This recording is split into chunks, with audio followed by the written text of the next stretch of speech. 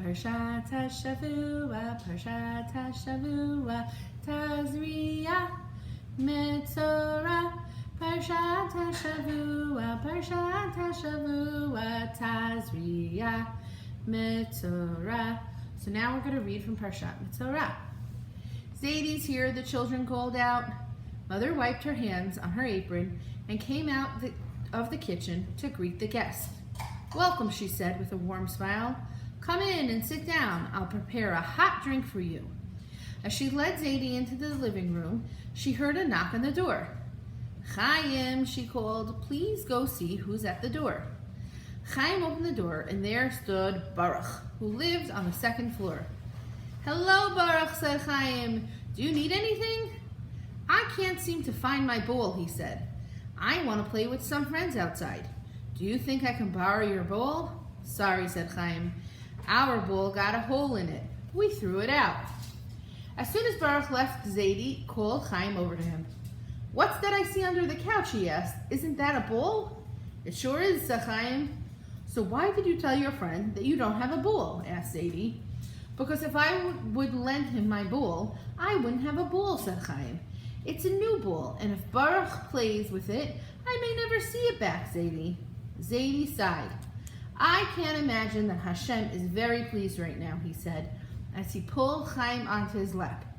Listen to my story. Chaim cuddled up in his grandfather's lap.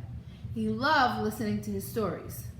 Chaim answered Amen to Zadie's bracha on his tea and waited as he took a sip.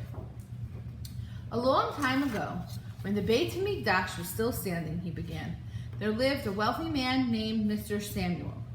He lived in a beautiful house that had beautiful gardens. It was the nicest house in the entire neighborhood. Mr. Samuel loved his garden and took great pride in it. He even worked in it himself to make sure that it would always look perfect. One day, his neighbor Binyamin knocked on the door. Mr. Samuel opened the door with a big smile. But when he heard his neighbor's request, his smiley face turned into a very angry one. Mr. Samuel, said Binyamin, may I please borrow your rake? I can't seem to find mine and my garden needs some work. I'm sorry, said Mr. Samuel, but I don't have a rake.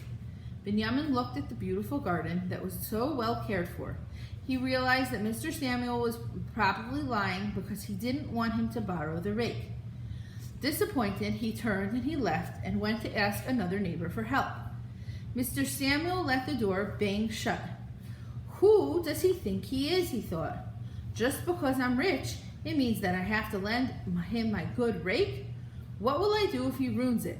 No, I cannot lend him any one of my gardening tools. The next day, Mr. Samuel noticed red and green, ugly marks on the walls of his home. What are these marks, he wondered. How did they get here? Mr. Samuel hurried over to the Beit HaMikdash.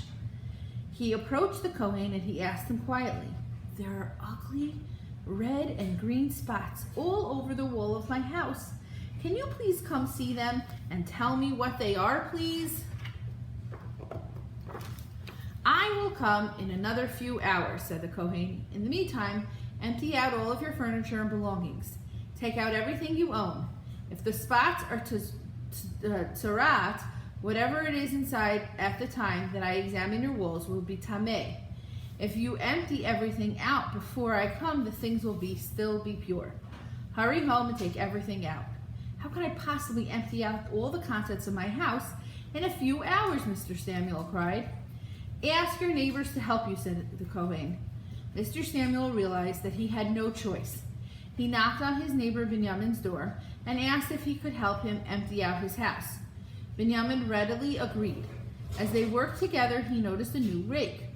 Only yesterday I asked him to borrow this rake, he thought. Now I see that he was lying when he said he didn't have one. He didn't want me to borrow it. Binyamin was right. And now Hashem was punishing Mr. Samuel for not lending his rake to his fellow neighbor and for lying. The Kohen came and declared that the spots were tzarat. This house is now tameh, he said. No one is allowed to be in here. You and your family must find another place to live for the next 7 days. Then I will come and see if the spots have spread. In the meantime, you must do teshuvah. The Kohen put a lock on the door to Mr. Samuel's beautiful home. Mr. Samuel was very embarrassed. He knew that Binyamin had seen his rake and that the neighbors had seen the Kohen locking up his home. He went over to Binyamin and he begged him to forgive him. A week went by and the Kohen came to examine Mr. Samuel's house. Mr. Samuel was happy to receive the news that the spots had disappeared. His teshuvah had been accepted by Hashem. What would they have done if there were still spots on the walls? They would have had to take out the bricks that had spots and scrape off all the plaster around them. The bricks would be placed outside the city. The walls of his home would be rebuilt with new bricks, and the Kohen would have to purify the house. In some situations, they would have to destroy the entire house and place all the stones outside the city. At Mr. Samuel's house, the Kohen took a branch of cedar wood and some hyssop leaves and tied them together. Then he took 2 birds. He slaughtered one over a bowl of water and waited as the blood dripped down. Then he took a bunch of sticks and a live bird and dipped them both into the water. He sprinkled the water on the house 7 times. Once the Kohen was done, the Samuel family was permitted to move back home and to bring back all the furniture and all their belongings. Zadie was done with his tale. Hashem wants his children to care about one another and to share their possessions with each other. Look what a punishment was given to those who didn't. Chaim was very moved by the story. He understood its lesson well.